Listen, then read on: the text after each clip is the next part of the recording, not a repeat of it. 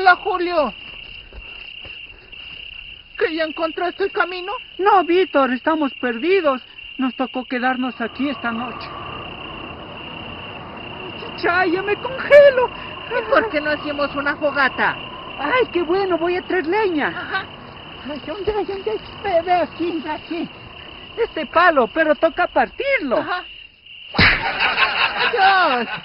Mejor vos tenés de allá y yo de acá. A ver, lo partimos. ¡Hala, pero acá ha habido leña!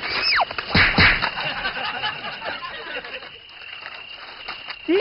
Sí. A ver, qué bueno, ya. A ver, los fósforos. ¡Hala, se han acabado! Se han acabado los fósforos y ahora ¿con qué prendimos el fogón? Ahora, yo te dije que traigas más. Ahora tocó dormirnos. Sí, hala, pero ¿por qué no apagas la vela? Ay, la vela, cierto.